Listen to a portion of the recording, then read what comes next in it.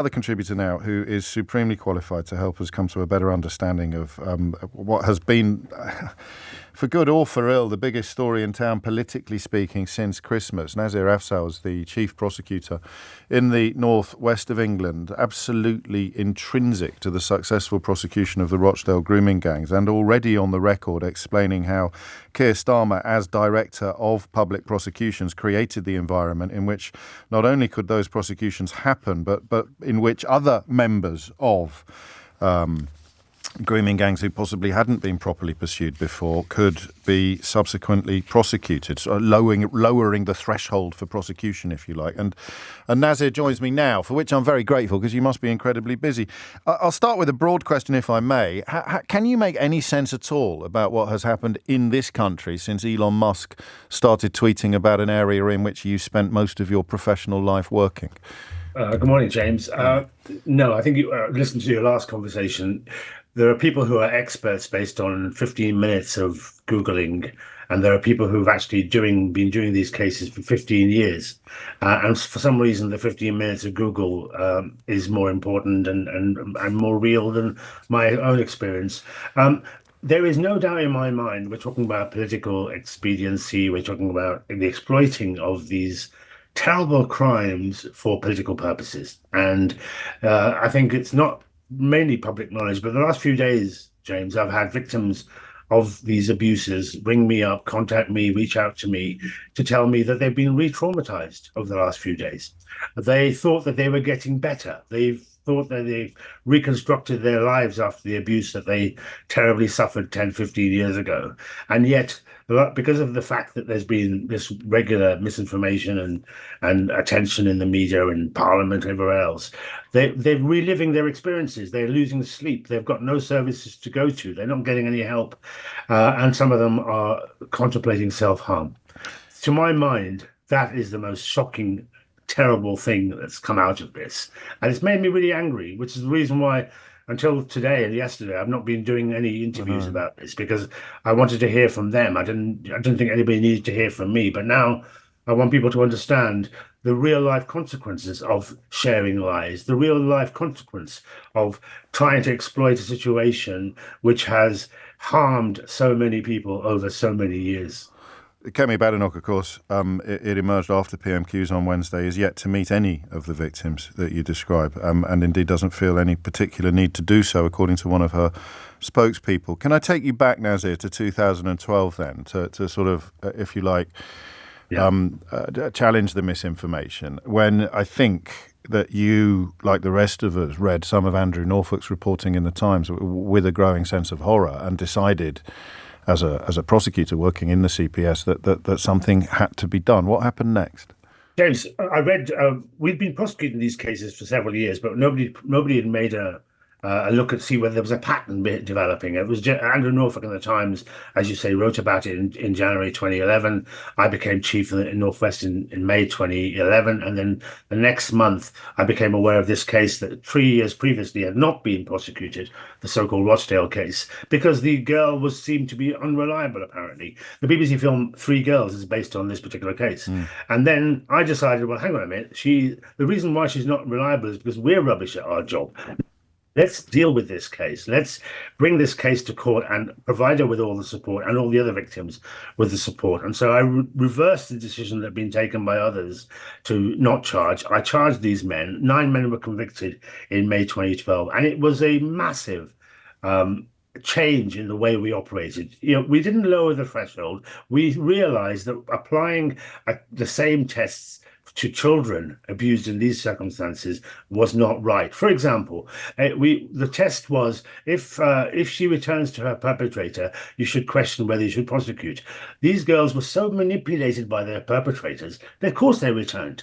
The test was if they are inconsistent when they give their evidence, they mess about, they say various different things, that shouldn't be prosecuted. The reason why they were inconsistent is they were plied with drugs, they were plied with drink, and they were being abused. So using the old test didn't work. We had to change that. And Keir and I changed that. We changed the policy, the guidelines that we had in place. We put in place a national panel, which I chaired, he chaired. We made sure that other parts of the country could bring their cases and we could revisit them. And we went from a situation where we were pretty poor, and by we, I mean every agency was pretty poor at tackling this, to by 2014, when Keir left and when I left prosecuting, we had the highest conviction rate for child sexual abuse in British history. I have no idea how that can be seen as failure. I don't suspect frustration comes close to describing some of your reactions to the events of this week. Not just the political expediency on this side of the Atlantic that you described, but for somebody with the weight, the heft, and the wealth of Elon Musk to be not only completely misrepresenting the reality of your own professional life, but also becoming a sort of Tommy Robinson tribute act. I mean, I began to question my own existence. It was like I can see you. I can see you, Nazir. You're definitely there. Yeah, it was like talking to flat earthers, you know, Yes. because they had no semblance of what we had done. The data speaks for itself. The fact that victims and survivors were finally getting justice was a brilliant thing. Yes, there's much more to do. Having another inquiry when, quite frankly, we've had a £200 million 7-year inquiry, which tells us what to do, but hasn't been done, was simply a deflection. What we have to realize is that people like Elon Musk and others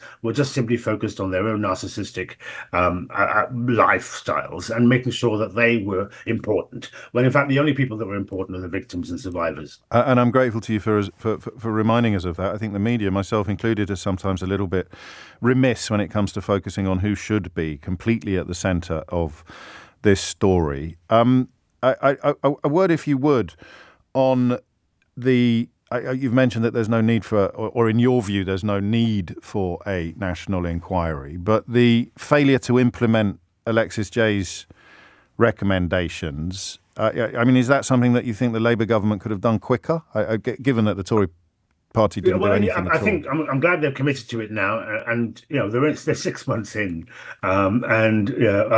you mentioned the Americans. I have done American media this last 2 days, right? Because I knew that they had no idea what, so I wanted them to know what I've just told you. What sort of questions are they asking you?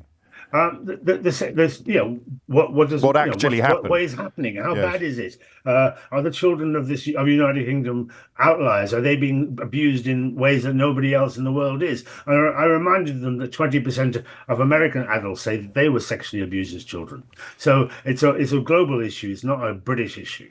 But I think it's important to always recognize that we could do more. The inquiry, the 20 recommendations, in particular the main one around mandatory reporting. So if you see something, hear something, it's that do something about it.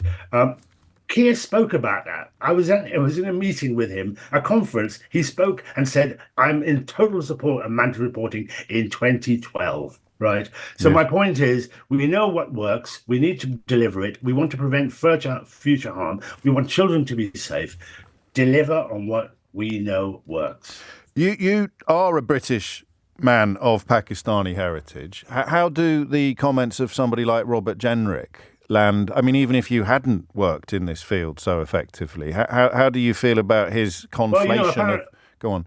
Well, apparently I'm medieval. He says that my background, or because of my heritage, I'm medieval in some way, as is Sadiq Khan, as is Muhammad Ali, or anybody else for that matter. Look, he needs a history lesson. When Europe was going through the medieval times, the Islamic world was giving the world maths, medicine, arts and culture. It was teaching, it created the first universities, etc., etc. Just simply suggesting, or more than suggesting, I mean, there's no doubt in my mind we're talking about racism here. All he's doing is saying, look at them over there. They're the problem. Well, Simon Bailey, who was the former police head of child sex abuse, said that grooming of the type that we're talking about is only 3%. It's not only, but it is 3% of child sexual abuse. 97% of it is not localized grooming.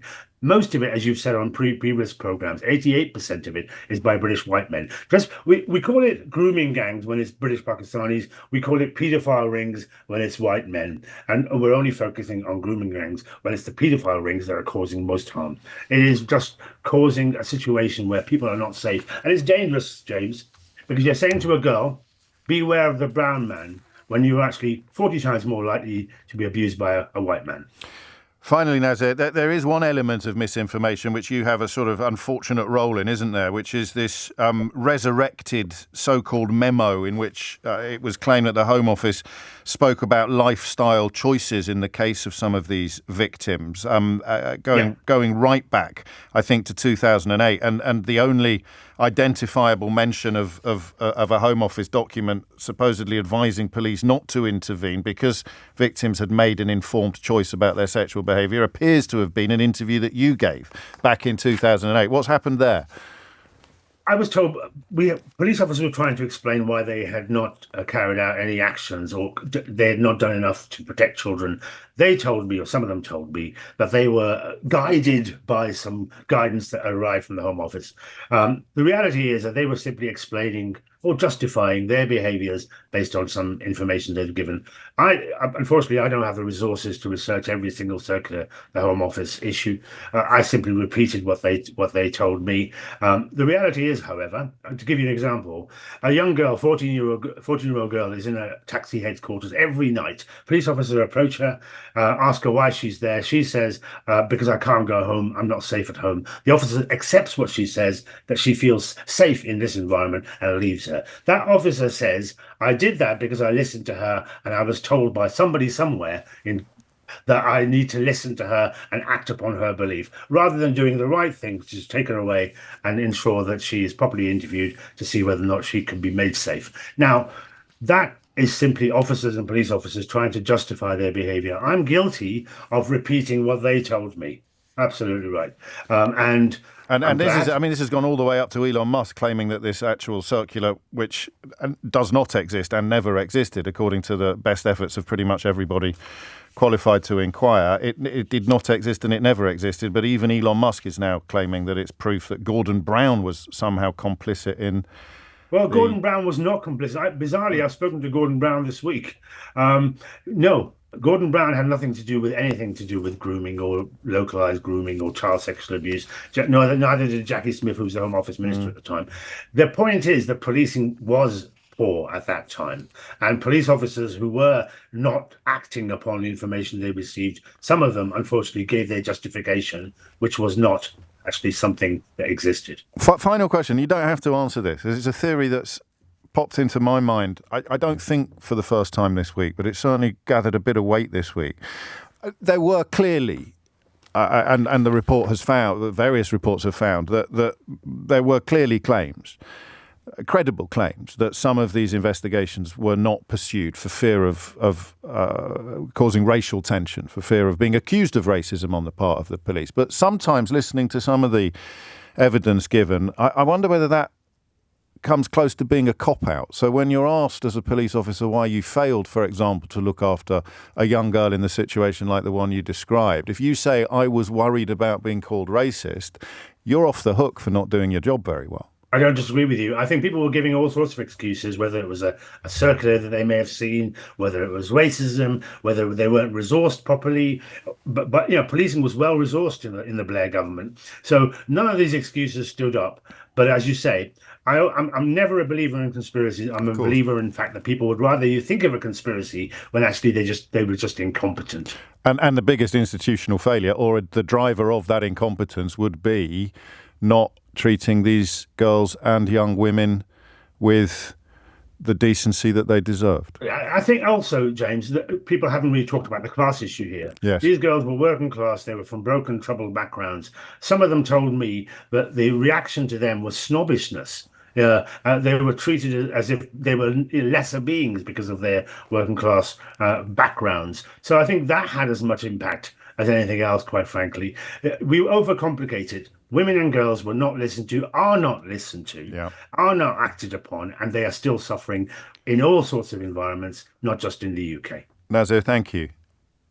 You're welcome. Nazir Afzal there, the former chief prosecutor in the northwest of England, and as you've heard, a key driver, along with Sir Keir Starmer, of changes to the process by which members of so-called grooming gangs were pursued and prosecuted. But of course, Billy Buncher numbers, well, you can't do that anymore. You can't do Billy Buncher numbers on Twitter with a bulldog avatar, because the owner of the entire platform, who might as well have a bulldog avatar and was knocking around last night with the leader of the AfD, the far-right German political party. He apparently knows better.